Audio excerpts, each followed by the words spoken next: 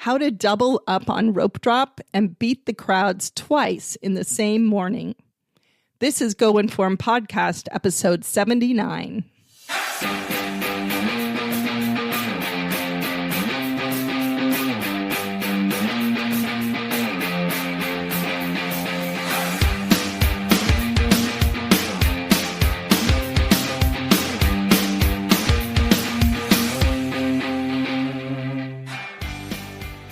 Hello, everybody. Welcome to the show. This is episode 79, and today we are talking about how to get 2 rope drops in the same morning so you can skip the line for 2 headliners in one shot. And I've also got some news about some changes here at Go Informed. So thanks so much for listening. Glad to have you here. My name is Sue. I am the author of all the stuff on goinformed.net, producer of this podcast, you name it. There's lots of fun things that I get to do as part of my passion project here at Go Informed, and I really appreciate you guys reading the posts and listening to the show and just being part of it. So it's been a while since we've had an episode of the Go Inform podcast, and I figured I should probably just tell you guys out loud that the podcast is clearly not going to be a regular thing around here these days. I know you already know that, but as I said, want to say it to you out loud. At this point, what I'm aiming to do with the podcast is to use it for trip reports and any major posts that I'm putting on the website. I really like to have a podcast episode that goes along with that. So that's what you probably already noticed. That's what I'm doing here now with this project. And so today is probably one of the few episodes we're going to have in 2023. But I do have a trip or maybe 2 coming up later in the year. So keep that subscription button hit, and if there's anything new, you will be the first to see it in your podcast app. One of the main things that I've been focusing on in the past year or so is the newsletter that goes out to the mailing list twice every month. And I'm making some changes to that I thought you guys might want to know about. And the main thing is that I have made a change to the platform where the newsletter comes from and where it's published. So if you're subscribed, you're still going to get the newsletter delivered right to you in your inbox. But now it's going to be available in an archived form that you can circle back to whenever you want. The newsletter is now hosted over at Substack, and Substack gives me a whole bunch of new tools to make it a lot more interactive for you guys and for me when I publish anything over there. So a couple things that are great about this new system is going to be, first of all, you guys can comment. You can give me feedback. You can have a conversation with me. It's not just me sending you an email. So next time you get one of those emails, take a look. You'll see a comment button. Please, make a note. Let me know what you think. Let me know if you have questions or if there's something else you want to hear about. As I mentioned, Substack also does a great job of archiving these newsletters, so you can see them anytime you want if you just go over to the main page for the newsletter. And the direct link to get to that is just goinformed.substack.com. If you type that into your browser, I'll put it in the show notes in the app too. You'll go straight to it and you'll be able to see all the past newsletters going all the way back into last year. Everything's still free to you guys, which is another thing I really like about using this system, but it gives me just a lot more chance to do some creative stuff with it. And I do really look forward to interacting with you all a little bit more. So that is the main form of content that I'm producing at this point. And every 2 weeks, it's bonus tips for how to have a great vacation on your theme park trip. Just like everything I've written on the blog and talked about here on the podcast, that's what's in these newsletters too. It's basically a little bonus post every 2 weeks. So if you're not already subscribed, Go over there right now. You can go to goinform.net/newsletter to sign up. Also, the show notes for this show are actually going to be this week's newsletter. So if you go to goinform.net/79, that'll take you there too. And if you're not already subscribed, this is a good chance for you to go ahead and hit that button when you're on the newsletter and get yourself on the list. So let's get to the topic for today, which is how to do a double rope drop in a theme park. This is a tactic that I'm not sure gets talked about very much, but it's something that I have used before. And especially on my last trip in Disneyland, we used it a couple times and it was really, really powerful. So I want to tell you guys how it works and how to do it so you can decide if it's something that you want to do too. So the first thing I probably need to know is what rope drop is at all. And if you want to get a really in-depth conversation about that, you can go back to episode 44, where I really get into what rope drop is and how to do it. Today, what we're talking about is how to get 2 rope drops on the same morning. So just the basics about rope drop. This is the moment when guests are allowed to head into the queues in the attractions at a park. So it's a slightly different from park opening. Usually the way it works at most any of the major theme parks is that the gates to the park actually open 20, 30 minutes before the technical park opening time. Guests are allowed to scan their tickets, get through the gate, and at least get into the front section of the theme park, even though the rides aren't operating, the lands aren't open yet. The crowds are usually held back from there with a rope. And that's how you don't just wander all the way back to Space Mountain before it's open. The cast members will hold a rope in place across the street and everybody lines up behind it. Then when the park really opens, they basically drop the rope and everybody goes. So that's where the name rope drop comes from. Rope drop generally takes place right at the actual park opening time. So it's, for example, if you're going to Universal Studios Florida, park opening is 9:00. You might be allowed in through the gates at 8:30, 8:40-ish, but you would be held behind a rope until 9:00, and then the rope drops, and then the park's really open. Getting there when the park opens is a huge way to beat crowds because most people don't go to this effort.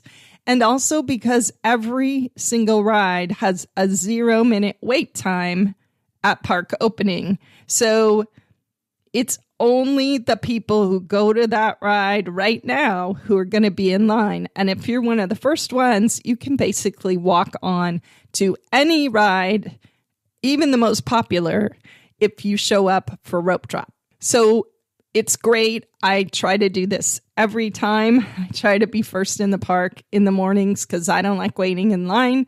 I'd rather do other things, ride more rides and all that stuff during the day. So I know you've heard me harp on it before, but try to be there early. Now, one way that you can really beat the crowd is to have an early admission access to the park. And both Disney and Universal offer early admission to their theme parks.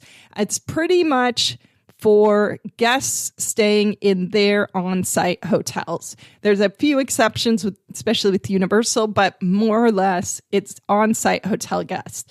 And I can tell you that if you are going to stay in any Universal hotel, any of the Disneyland run hotels, any of the Disney World run hotels, you're going to have early admission into the park. At the Disney parks, you can have a 30-minute head start ahead of when the park really officially opens. And at Universal Orlando, it's actually an hour early admission.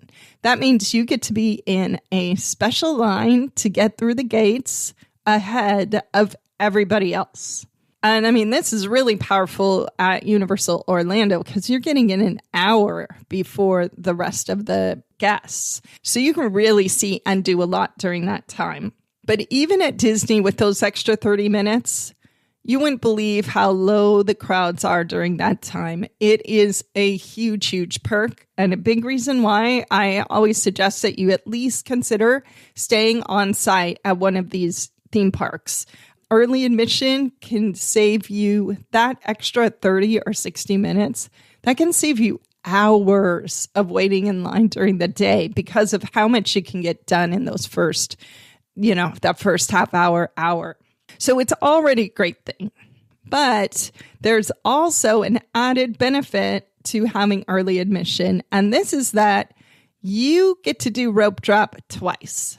And the reason for this is that there's a rope drop for the early admission people, and then there's another rope drop for the people who have regular admission. Well, you get to do both if you want. Not everything in the parks is open for early admission. Some stuff is held behind ropes, whether you have early admission or not. But if you've got early admission, you're able to get into the park, get closer to whatever those things that you can't touch yet, wherever they are, and you can actually be ahead of the regular crowd, even when the park actually has its regular opening time. So let me give you an example about this. At Disneyland, only part of the park opens for the 30 minutes early entry. So that is basically Fantasyland and Tomorrowland. The other parts of the park don't open until the real true park opening time. So let's say that its regular park opening time is 8 o'clock at Disneyland today. At 7:30, if you're a hotel guest at one of their hotels, you can come into the park. You can go ride Space Mountain or go Peter Pan or just wander around Fantasyland or whatever you want for half an hour where it's only the hotel guests in there. It's low crowds. You can really knock out a lot of stuff or take some amazing pictures, but you have that early access. But you don't have early access to Galaxy's Edge, so that means the Millennium Falcon ride or Rise of the Resistance, which is always a really, really long line. When the park actually opens at 8 o'clock and the rope drops for everybody, that's when Galaxy's Edge opens. Now, if you were in the early admission crowd and you went back to Fantasyland, you don't have to go all the way back to the front of the park to get into the line with all the other guests that are waiting for that 8 o'clock park opening. You have a back door into Galaxy's Edge through Fantasyland. So Fantasyland has more than one way to get in and out of it, and one of the ways heads towards Galaxy's Edge.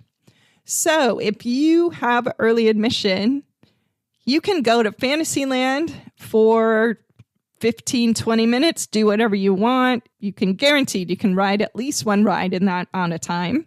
Then head over towards the gate that leads to Galaxy's Edge, which will be closed. There's not a rope. There's a gate there, actually. Just hang out there with the other folks that are doing the same thing. And at 8 o'clock, when the rope drops at the front of the park, those gates open in the back of the park. And you can head straight to Galaxy's Edge. And if you're a fast walker and you're towards the front of that group, you will get to Rise of the Resistance before any of the other rope droppers from the front of the park. So you have now done rope drop twice. You did it to get into Fantasyland at 7:30, and now it's 8 o'clock. And you are doing a second rope drop, and you are heading to Rise of the Resistance. This is an excellent way to see a couple of high-profile attractions in that first short amount of time. You can do this at almost any park because they don't open all the attractions for early admission. So, you can do the early admission top choice experience that you want, and then you can figure out which way you need to go and try to be right at the rope for the regular park opening rope drop and head to that other headliner attraction. We've done this at Universal Orlando before, where we've used the Hogwarts Express to get between Universal Studios Florida and Islands of Adventure when only one of the parks had early admission. So that's another thing you can try. You're already in the Wizarding World when the other park opens. So you're in the back of the park. Yeah, you got to get on the Hogwarts Express and make your way over to the other park. But you can often time it to where you get to the other park in their Wizarding World sooner than all those people walking from the front gates can get there. So you can beat the crowds at Universal Orlando as well. Now, there's a whole bunch of things that come into play here. This doesn't always work. So this is an advanced hack. If you've never done rope drop before, you might want to just see what it's like before you try to do 2 in the same hour. But it really can work. But some things to keep in mind. One is you can get derailed if there's any kind of ride breakdown, anything that delays your ability to do the first thing that you're trying to do during early admission. If you can't get that accomplished in the 30 or 60 minutes that you have before the next rope drop, then it's going to throw off your chances of being able to beat the crowd the second time. You just have to know that could happen. There's not much you can do about it because you've got to have a plan in mind. We did this at California Adventure where we went into Avengers Campus and we rode the Mission Breakout ride. We could have ridden it 2 times, but we decided to do it only once because even though we were on and off it in literally like 5 minutes, I was concerned that something might go wrong on the second go round and we wouldn't have our chance to get to our next rope drop, which was to get into Cars Land and ride Radiator Springs Racers. That is an excellent example of how you can really leverage that 30 minutes.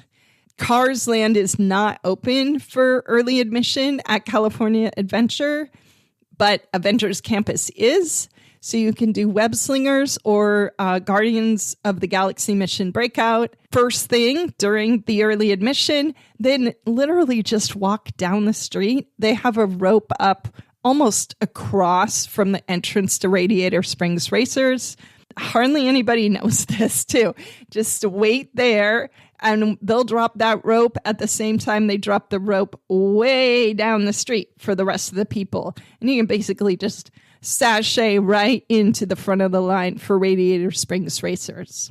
But if you have a problem on Web Slingers or whatever it is, and you can't get to that rope for Cars Land before it drops, then this isn't going to work. So just know that there can be some things that could make it go sideways. It doesn't always work.